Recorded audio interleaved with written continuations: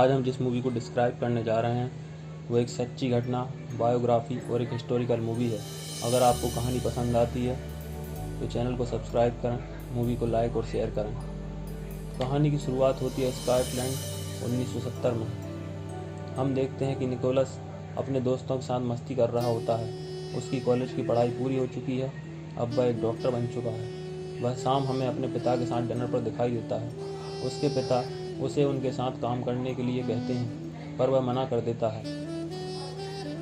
वो विदेश में काम करना चाहता है।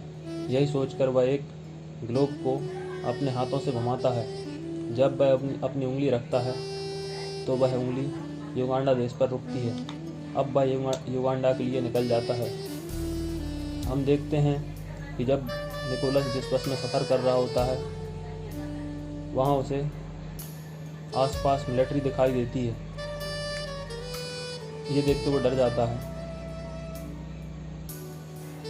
तभी बस में सफ़र कर रही एक औरत उससे कहती है कि आप युगांडा में हैं और आप सुरक्षित हैं। यहाँ वह बस स्टैंड में पहुँचता है जहाँ उसे लेने के लिए डॉक्टर डेविड की वाइफ सारा आती हैं। अगले दिन निकोलस डॉक्टर डेविड के हॉस्पिटल जाता है। अब वो उनके साथ इलाज करना शुरू कर देता है, जिसमें सारा भी उनकी हेल्प करती है।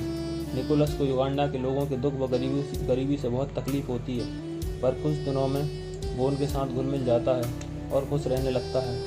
तभी उसे प्रेसिडेंट ईदी अमीन के गाँव आने का पता चलता है। वो सारा के साथ उन्हें देखने के लिए जाता है। ईदी अमीन यहाँ युगांडा की तरक्की पर जोरदार स्पीच देता है और लोगों के साथ डांस करता है। कुछ देर बाद सारा और निकोलस वापस निकल जाते हैं।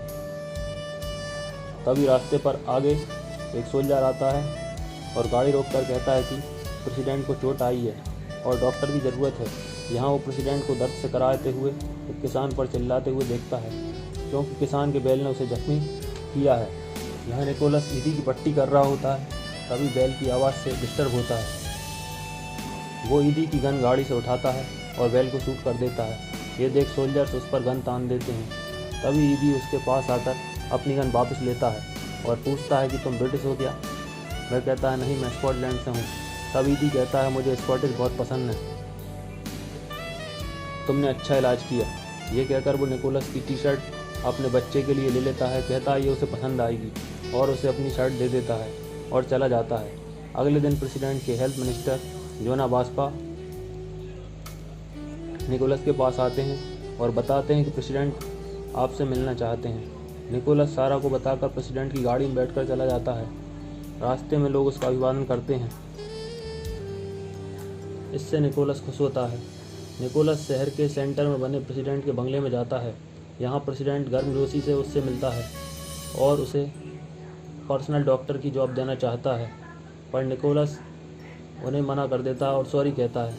तब उन्हें बताता है कि उसका मिशन मोगेम्बो में कमिटमेंट है, वो उन्हीं के साथ काम करेगा। ये सुनकर ईदी उसे आज रात उसकी पार्टी में शामिल होने के लिए और रुकने के लिए कहता है और कहता है कल तुम्हें मेरी गाड़ी वापस छोड़ आएगी। रात में पार्टी की शुरुआत होती है। यहाँ प्रेसिडेंट उसे अपनी 3 वाइफ से मिलाता है, पर उसकी के नाम की वाइफ ही उसके साथ बात करती है। आगे ईदी निकोलस को ब्रिटिश हाई कमिश्नर और उनके साथ ही स्टोन से मिलाता है और स्पीच देता है।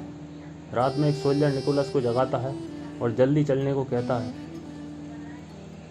प्रेसिडेंट की तबीयत खराब है। ईदी निकोलस से कहता है कि मुझे किसी ने पॉइजन दिया है ऐसा लगता है, पर सामने पड़ी दवाइयाँ देख निकोलस समझ जाता है कि उसे गैस है। निकोलस ईदी को खड़ा करके उनका पेट दबाता है, जिससे उसकी गैस बाहर निकल जाती है। अब अमीन अच्छा फील कर रहा है और बताता है कि वह पुअर फैमिली से है। वह ब्रिटिश सेना में काम करता था। ब्रिटिश सैनिक उसे मारते थे, टॉयलेट साफ कराते थे और अब वह प्रेसिडेंट है। अगले दिन निकोलस सारा को फ़ोन पर बताता है कि अब वो वापस नहीं आएगा, वो प्रेसिडेंट के साथ काम करेगा। अब वो अमीन को बताता है कि वो उनके साथ है। इसके बाद हेल्थ मिनिस्टर जोना बास्पा उसे हॉस्पिटल दिखाने ले जाते हैं जहाँ उसे काम करना है। तभी उसके पास ऑफिसर स्टोन आते हैं और कहते हैं कि तुम मेरे टच में रह। ये निकोलस को अजीब सा लगता है। और स्टोन चला जाता है। अब निकोलस और प्रेसिडेंट के बीच अच्छी बॉन्डिंग बन जाती है। अब हम निकोलस और उसके साथी डॉक्टर जुंजू को एक केस पर बात करते हुए देखते हैं। तभी उन्हें एक धमाका सुनाई देता है। तभी एक सोल्जर आकर निकोलस को प्रेसिडेंट के बेटे के बीमार होने की खबर देता है। ये प्रेसिडेंट की वाइफ के का बेटा है जिसे दौरा पड़ा है। निकोलस उसे वहां जाकर इंजेक्शन देता है और हॉस्पिटल ले चलने को कहता है, पर के मना कर देती है। वो के से पूछता है कि प्रेसिडेंट यहाँ कब आएंगे। वह कहती है कि वह नहीं आएंगे, वो सिर्फ यहाँ अपने बेटे से मिलने आते हैं, मुझसे नहीं। तुमने उनके बेटे को बचाया, मैं उन्हें बताऊंगी। अगले दिन ईदी निकोलस को कार गिफ्ट करता है बच्चे को बचाने के एवज में। अब ईदी इसी कार से निकोलस को एयरपोर्ट छोड़ने के लिए कहता है। वो जाते हैं। तभी एक गाड़ी सामने आकर रुकती है और कुछ लोग प्रेसिडेंट पर फायर करते हैं, पर प्रेसिडेंट बच जाता है। निकोलस फास्ट ड्राइव करके कार को वहाँ से दूर ले जाता है। अब ईदी अपने लोगों पर चिल्लाता है कि किसी ने उसका ट्रेवल प्लान आउट किया है। फिर वो जोना वाजवा के बारे में पूछता है, जो इस वक्त उनके साथ नहीं है। अब ईदी निकोलस और मोसांगा को अपने पास बुलाता है और कहता है कि अब से मोसांगा मेरा सिक्योरिटी इंचार्ज है और निकोलस मेरा एडवाइज़र है। तभी एक सिपाही हमलावर के पकड़े जाने की खबर देता है। ईदी उनके पास जाता है और चिल्लाता है कि तुम अबोटे के लिए मुझे मारना चाहते हो। अबोटे, जो कि विपक्षी पार्टी का लीडर था, अमीन खुद को सच्चा आदमी बताता है और वहाँ से चला जाता है। रात में निकोलस एक पार्टी में जाता है जहाँ वो जोना वासवा को किसी गोरे आदमी से बात करते हुए देखता है। उसे कुछ शक होता है। ये बात वो ईदी को भी बताता है। अगले दिन स्विमिंग पूल पर जाता है जहाँ ईदी की वाइफ उसे मिलती है, जिससे वो बातें करता है। तभी वहाँ British high commissioner officer stone आकर उससे बात करते हैं और बताते हैं कि ईदी के खिलाफ बोलने वाला जज गायब हो गया है। उसे एक न्यूज़ दिखाते हैं और कहते हैं कि हमें अक्सर ऐसी खबरें मिलती रहती हैं, पर निकोलस प्रेसिडेंट के खिलाफ सुनना पसंद नहीं करता और कहता है कि तुम्हारी मदद के बिना कोई आदमी अगर जनता के लिए कुछ कर रहा है तुम ये पसंद नहीं करते। तभी स्टोन पूछता है कि जोना वासवा कहाँ है, वो भी गायब है। ये सुनकर निकोलस कुछ चिंतित हो जाता है। वो जोना वासवा के ऑफिस जाता है, पर वहाँ नहीं होता, बल्कि ईदी का आदमी मोसांगा दिखाई देता है। इन सब बातों से परेशान होकर निकोलस ईदी से स्कॉटलैंड वापस जाने को कहता है। ईदी अमीन कहता है कि तुम मेरे बेटे जैसे हो, तुम्हारा काम अभी ख़त्म नहीं हुआ है, हमें युगांडा के लिए काम करना है। ये कहकर वो उसे गले लगा लेता है। वो कहता है, मैं तुम्हें अपना बेटा समझता हूँ, इसलिए मैंने तुम्हें अपनी फैमिली से मिलाया। रात में निकोलस ईदी की पार्टी अटेंड करता है। तभी उसके पास ईदी की पत्नी के आती है। वो दोनों पार्टी से दूर एक कमरे में जाते हैं जहाँ उसे के ले जाती है, जहाँ दोनों फिजिकल रिलेशन बनाते हैं। के निकोलस को यहाँ से दूर जाने के लिए कहती है। सुबह निकोलस के घर पहुँचने पर उसके घर का सब सामान बिखरा होता है। वहाँ एक लेटर और उसका युगांडा का पासपोर्ट होता है। ये देखकर वो चौंक जाता है। उसका स्कॉटलैंड का पासपोर्ट ईदी के लोगों के पास है और युगांडा का पासपोर्ट उसे इश्यू करा दिया गया है। सुबह वह स्टोन के घर जाता है। उससे कहता है, तुमने ज़रूरत के वक्त मदद देने को कहा था, मेरा पासपोर्ट ईदी के पास है, मेरी बाहर जाने में मदद कर सकते हो तुम क्या? वह कहता है कि युगांडा में क्या चल रहा है तुम्हें पता है? कंट्री साइड में ईदी के लोग कब्र तक नहीं खोदते, सीधे इंसानों को मगरमच्छ को गिरा देते हैं। उसे कुछ फोटो दिखाता है जिनमें उसके विरोधी आदिवासियों की लाशें दिखाई देती हैं।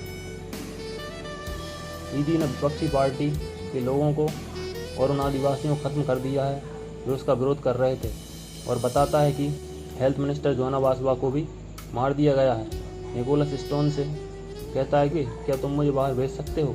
स्टोन कहता है, हम तुमको बाहर भेज देंगे, मगर तुम प्रेसिडेंट से बिना रोक टोक मिल सकते हो, तुम्हें हमारे लिए कुछ करना होगा।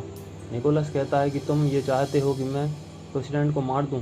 यह कहकर वो वहाँ से वापस जाता है। दिन बीतते हैं। युगांडा में हालत बहुत ख़राब है, लोग बीमार हो रहे हैं और हॉस्पिटल भी नहीं है। पूरी दुनिया में युगांडा में चल रहे खून खराबे की खबरें हैं। इससे ईदी बहुत परेशान है और टीवी पर इंटरव्यू देता है कि ब्रिटेन ने प्रॉमिस तोड़ा है। अब मैंने फैसला लिया है कि युगांडा से एशियंस को बाहर भेज दिया जाएगा और 90 दिन का टाइम उनको निकलने के लिए दिया जाता है। सभी एशियंस युगांडा से बाहर निकाल दिए जाते हैं। एक दिन निकोलस को के का फ़ोन आता है और वो फ़ोन पर रो रही होती है।